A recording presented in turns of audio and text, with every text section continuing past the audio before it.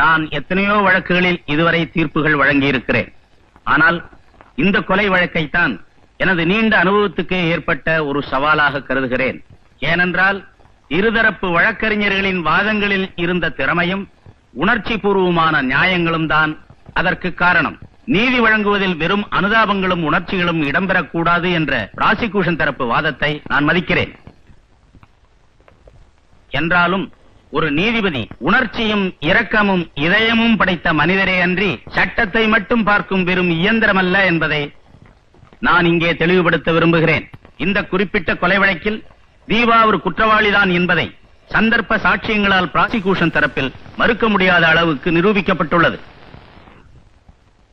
ஆயினும் ஞானராஜ் தீபாவின் தாயை அவள் கண்முன்னே கற்பழித்துக் கொன்ற கொடூரம், தீபாவின் பழிவாங்கும் உணர்ச்சி தூண்டப்பட்ட விதம், அவளது திருமண வாழ்க்கை பாதிக்கப்பட்டு நிற்கிற பரிதாபம், இவை யாவும் எந்த கல்லஞ்சையும் கரைய வைத்து கண்களில் கண்ணீரையும் வரவழைக்கும் என்பதையும் நான் ஒத்துக்கொள்கிறேன்.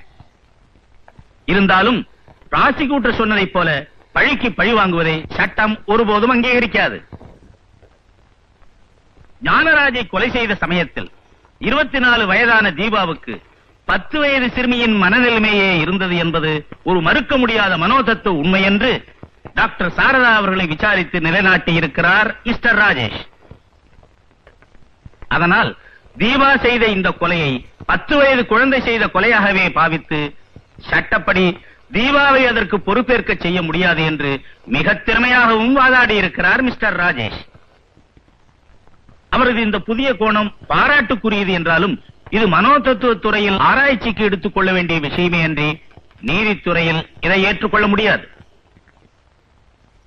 இனி கடைசியாக கொலை செய்த சமயத்தில் தீபா ஒரு மனநோயாளி என்பதை டாக்டர் சாரதாவின் சாட்சியத்தின் மூலம் உறுதி செய்திருக்கிறார் மிஸ்டர் ராஜேஷ். மனநோயாளிகள் செய்யும் செயல்களுக்கு அவர்கள் பொறுப்பேற்க வேண்டியதில்லை என்று பொது விதிவிலக்கு இபிகோ 84வது பிரிவை அவர் மிக பொருத்தமாக சுட்டிக்காட்டினார். எனவே அதை நான் ஏற்றுக்கொண்டு இக்கொலை வழக்கில் தீபா குற்றவாளி அல்ல என்று தீர்ப்பளித்து விடுதலை செய்கிறேன்.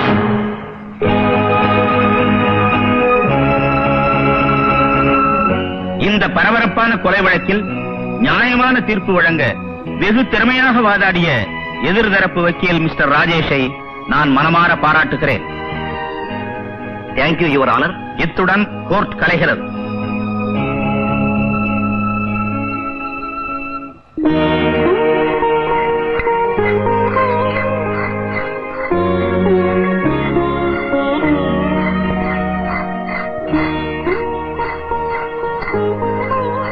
தீபா,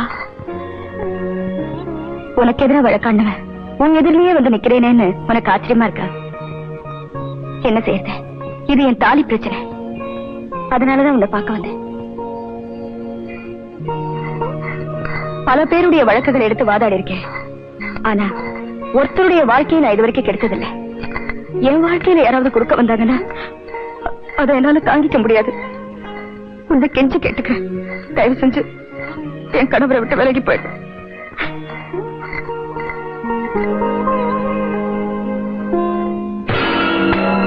எத்தனையோ பேருக்கு நான் வக்கீல் notice அனுப்பியிருக்கிறேன்.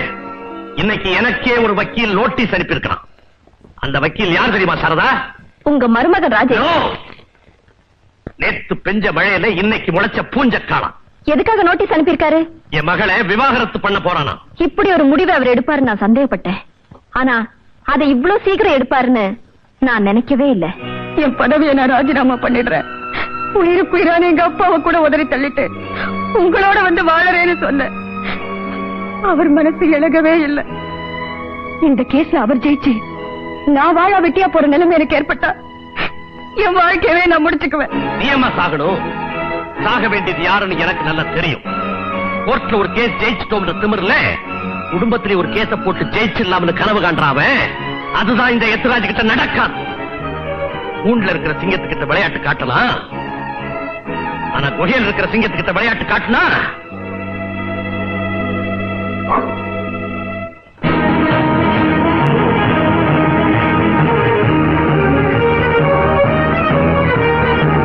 Come on, let's go.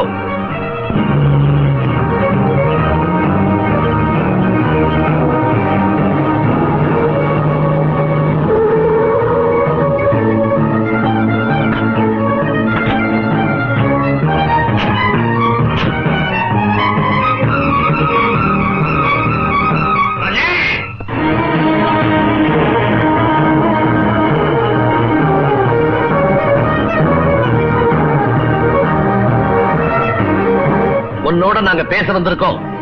கொஞ்சம் கீழே இறங்கி வர முடியுமா? இங்க இருந்தாலே எனக்கு காது கேட்கும். விஷயத்த சொல்லுங்க. இந்த நோட்டீஸ்க்கு என்ன அர்த்தம்? Answer my question. இந்த நோட்டீஸ்க்கு என்ன அர்த்தம்? உங்க மகளோட வாழ விரும்பலன்னு அர்த்தம். என்னோட வாழ ஏன் விரும்பல? என் சம்பாத்தியத்துல உன்னை வாழ வைக்கணும்னு நான் ஆசைப்பட்டேன். ஆனா உன் சாப்பாட்டுல நான் வாழணும்னு நீ விரும்பின. மிஸ்டர் ராஜேஷ், ராதா மனம் திருந்திட்டா, உங்ககிட்ட மன்னிப்பும் கேட்டுட்டா. அதுக்கப்புறமும் நீங்க விவாகரத்து நோட்டீஸ் அனுப்புறது கொஞ்சம் கூட நியாயம் இல்ல. டாக்டர், ஒருவேளை இந்த வழக்குல நான் தோத்து போயிருந்தேன்னா பிரபல வக்கீல் எத்திராஜோட குடும்ப கௌரவத்தையும் குல கௌரவத்தையும் நான் குழி தோண்டி போச்சுட்டேன்னு இதே வக்கீல் நோட்டீஸை இவங்க எனக்கு அனுப்பியிருப்பாங்க. அப்படின்னா என் மகளை வாழாவட்டி ஆக்கிட்டு தீபாவுக்கு வாழ்க்கை கொடுக்க போறியா? You are correct. தீபாவுக்கு ஒரு வழியை காட்ட வேண்டியது என்னுடைய கடமை தான். என் மகளுடைய வாழ்க்கையை காப்பாற்ற வேண்டியது என்னுடைய கடமை. கடைசியா கேட்கிறேன், என் மகளை ஏத்துக்க முடியுமா முடியாதா? முடியாது. ஏன்னா சொர்க்கத்துல வேலைக்காரனா இருக்கிறத விட நரகத்துல ராஜாவா வாழ்றதை தான் நான் விரும்புறேன். ராஜேஷ், என் மக வாழ்க்கையோட விளையாடுற எந்த உயிரையும் நான் சும்மா விட்டு வைக்க மாட்டேன். இதனால என் உயிரே போனாலும் நான் கவலைப்பட மாட்டேன். Both of you. இத்தனை நாளும் உங்களை ஒரு பிரபல கிரிமினல் லாயர்னு தான் நினைச்சுக்கிட்டு இருந்தேன். இப்பதான் தெரியுது நீங்க ஒரு பிரபல கிரிமினல். தாராளமா என்ன சுட்டு உங்க தாகத்தை தணிச்சுக்கணும். ஒன்னு நான் சுட்டு கொன்னுட்டு என் மகளை விதவையாக்குறதுக்கு நான் ஒண்ணு உன்ன மாதிரி முட்டாள் இல்லை. நான் தீர்த்து கட்ட போறது அந்த தீபாவை. பல வருஷங்களா திட்டம் போட்டு அந்த ஞானராஜாவை கொலை பண்ணிட்டான். அந்த வழக்கில் இருந்து அவ விடுதலை ஆயிட்டா.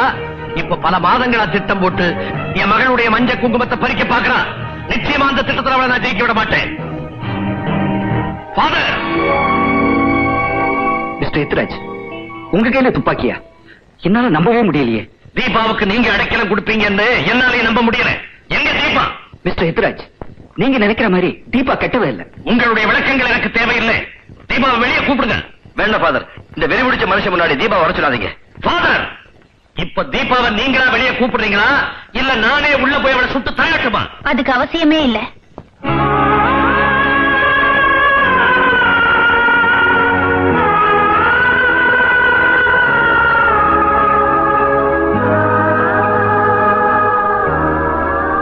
என்னத்தான சுட்டுக் கொள்ளணும்? தாராளமா சுடுங்க.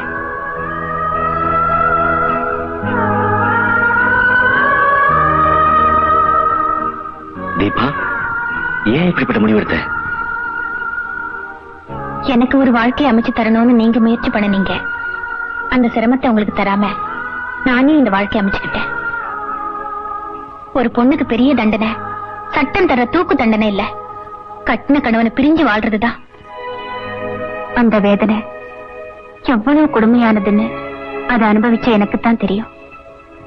எந்த பொண்ணுக்குமே வாழ்க்கையில இப்படிப்பட்ட சோதனை வரக்கூடாது, அதுவும் என்னால வரக்கூடாது. ராஜேஷ், என்னோட கடைசி ஆசைய நிறைவேற்றுவீங்களா?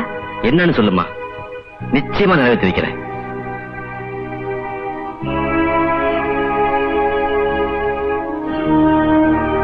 உங்க மனைவி கூட நீங்க சந்தோஷமா வாழணும். நான் நினைச்சு வச்ச இந்த கரங்கள் இனி என்னைக்குமே பிரியக்கூடாது. தீபா, உன்னோட நல்ல உள்ளத்தை புண்படுத்திட்டேன், என்ன மன்னிச்சிடுமா? என் மகளுக்காக உன் வாழ்க்கையை தியாகம் பண்ணிட்டேம்மா.